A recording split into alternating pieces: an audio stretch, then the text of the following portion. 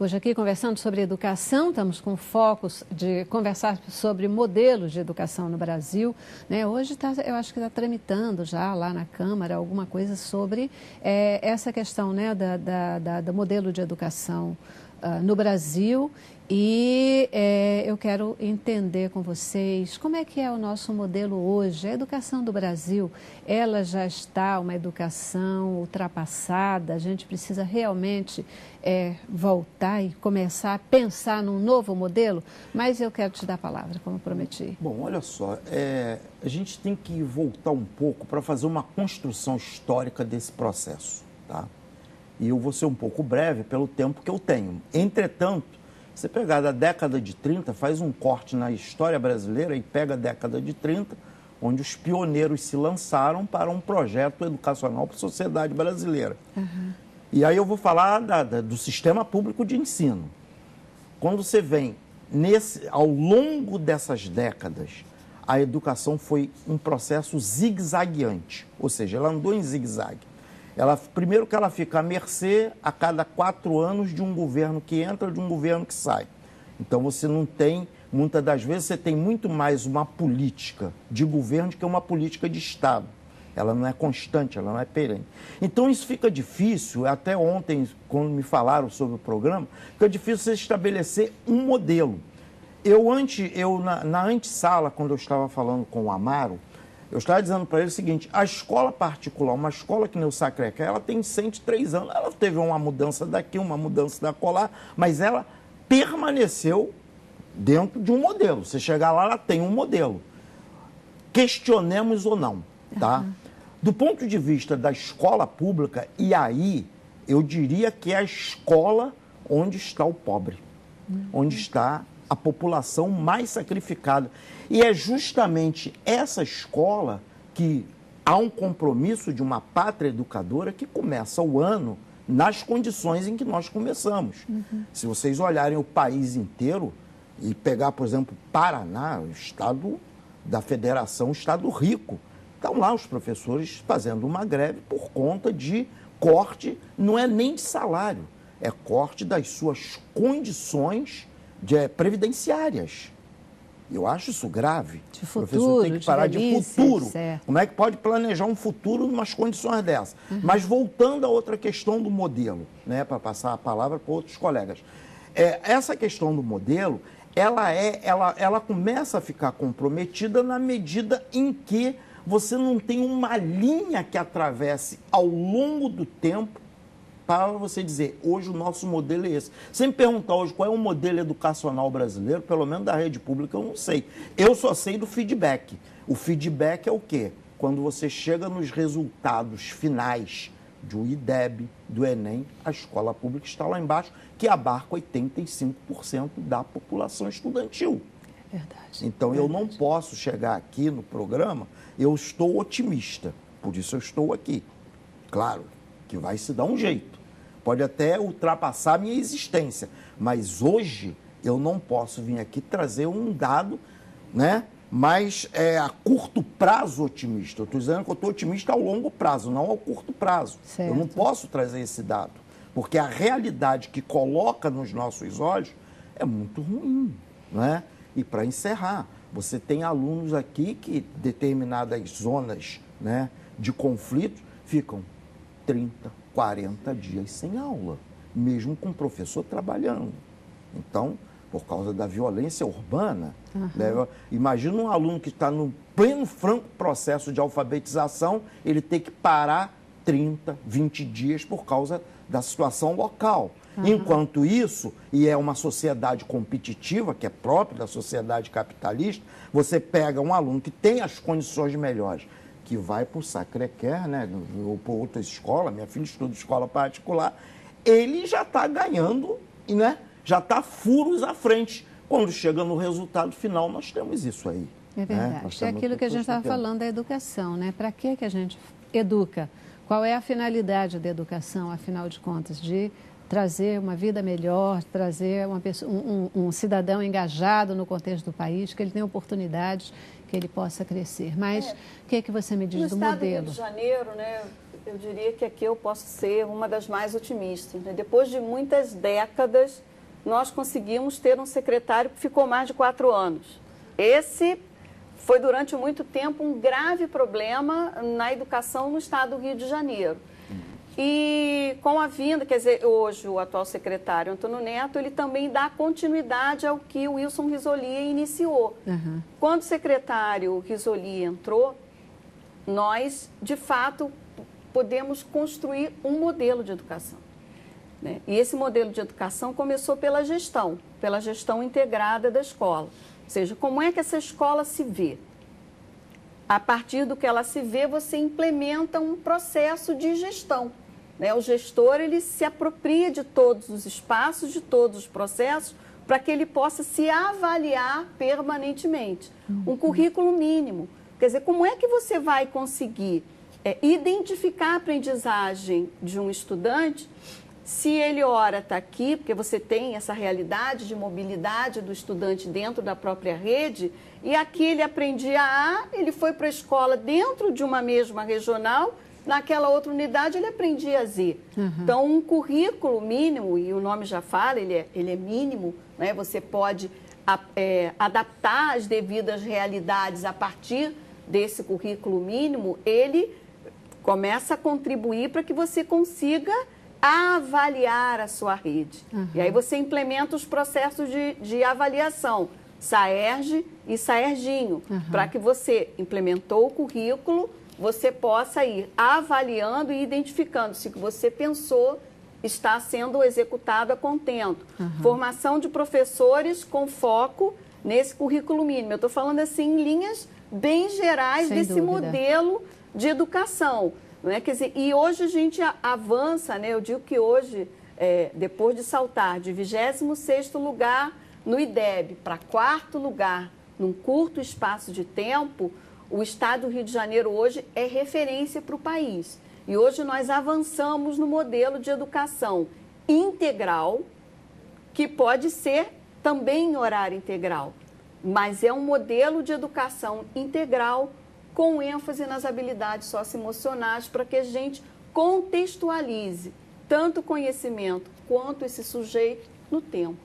A gente ainda tem uma diferença monstruosa, né, de escola pública para escola particular. Na verdade, a gente não tem como não deixar de ser saudosista, de imaginar um tempo em que a escola pública era a escola de elite e a escola particular era onde só quem não tinha capacidade de dar conta de um ensino público que recorria à escola particular. Hoje é absolutamente o inverso.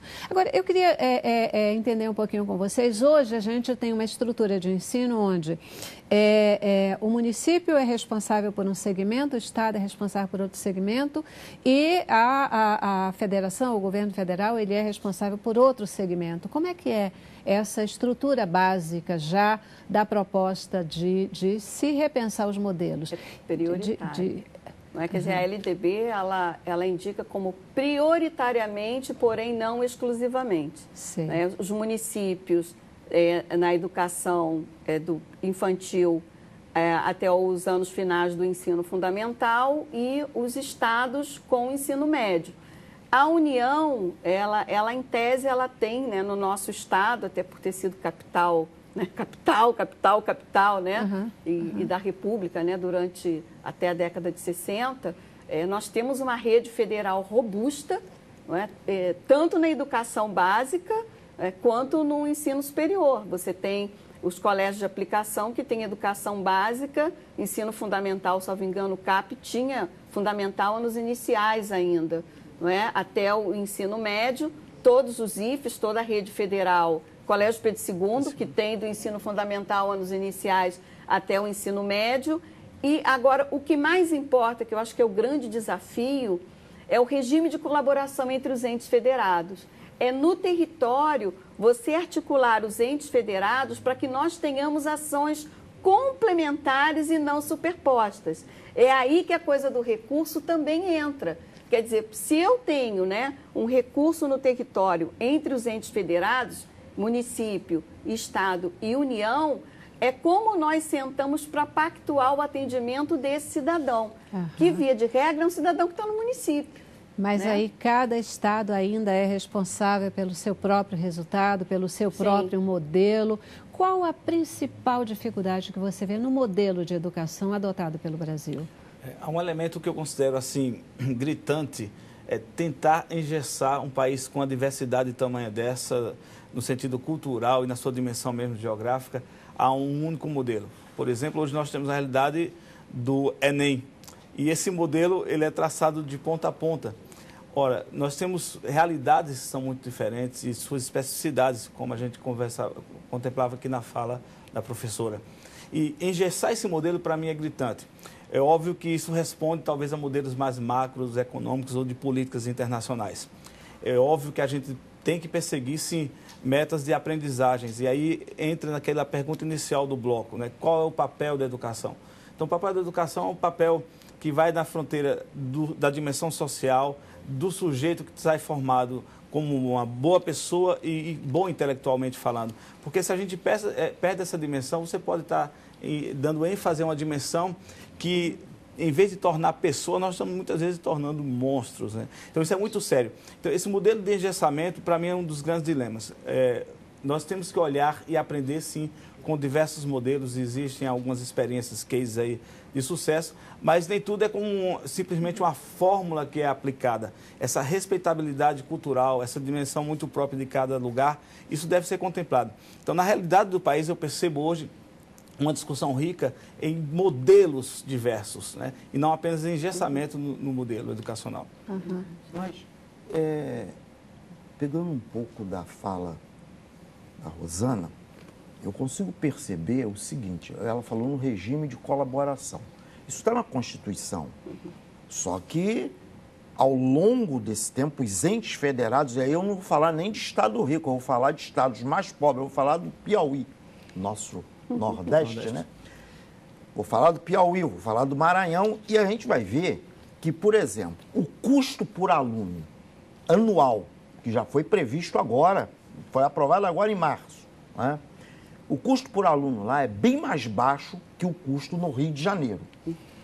Manter um sistema educacional daquele, sem o regime de colaboração, eu acho praticamente inviável para os municípios de lá e para aquele estado. Eu acho praticamente inviável. Se a gente for comparar com outros países, aí já nós perdemos mais ainda. Porque são modelos que vêm se sustentando há muito mais de 100 anos. O nosso modelo educacional, né, ele se organizou, ele se constituiu da década de 30 para cá. Não é? Se constituiu enquanto um ministério de educação, que não era nem Ministério da Educação, tinham dois ministérios, o Ministério da Justiça, não é? E o outro Ministério de Negócios Interiores para tratar da educação profissional e etc. Bom, daí prova até a dualidade. De lá para cá, tivemos um status de ministério. E o Ministério da Educação, ele no regime de colaboração, ele falha. E aí a questão dos recursos, mas só fala nos recursos. O recurso é a peça fundamental disso aí. Eu tenho as minhas dúvidas se o Fundeb, ele é suficiente para sustentar a educação básica no Brasil com essa gama de atendimento que está prevista no Fundeb. Ou seja, creche, pré-escola, educação de jovens e adultos, ensino fundamental, ensino médio, aumentou gradativamente o número de matrículas e os secretários reclamam isso, não é? O próprio secretário de Estado falava isso. Aumentou a gama de matrícula e não aumentou o recurso. O recurso quer dizer, aquela forma distributiva é o mesmo recurso que sai daqueles 25% para a educação. E tem municípios à míngua. A colaboração da União, que seria 10%, a União colabora com 10%. Poderia colaborar muito mais. Sim. Porque lá está a maior arrecadação, o impacto da arrecadação. Para encerrar, por que isso não ocorre? A educação vive de impostos. E numa queda da arrecadação de impostos, os recursos caem. Ainda tem os incentivos fiscais que nós tivemos aqui para a indústria automobilística. E que a educação perdeu um recurso altíssimo de IPI, não é? Então, subsidiou a iniciativa privada, não é? Desculpe que eu estou aqui com um colega que mas não foi nem a escola privada. A iniciativa privada, o setor produtivo, beneficiou o setor produtivo em detrimento da educação. Beneficiou, inclusive, um setor que vai botar carro na rua, prejudicar o trânsito, trazer um tumulto enorme de trânsito em prol da educação. Eu estou cortando você porque a gente já está aí com o tempo pressionado mesmo. Eu já preciso ir para o intervalo de novo, né? O tempo da gente passa muito rápido. E já que a gente está falando em recursos, eu vou para o intervalo e volto para vocês com a seguinte pergunta: por que alunos cubanos vão tão melhor na escola do que brasileiros e chilenos, apesar da baixa renda per capita de Cuba? Qual é o milagre aí dessa questão? A gente volta aí, né, para a questão fundamental dos resultados no ensino. A questão é dinheiro, a questão é processo, a questão é o modelo. Qual é, de fato, a questão? A questão é de formação dos professores, porque a gente, às vezes, fala de formação de professor, mas depois a gente só tem atualização, cursinho de atualização. Como é que é esse negócio? Já, depois do intervalo. Vamos lá.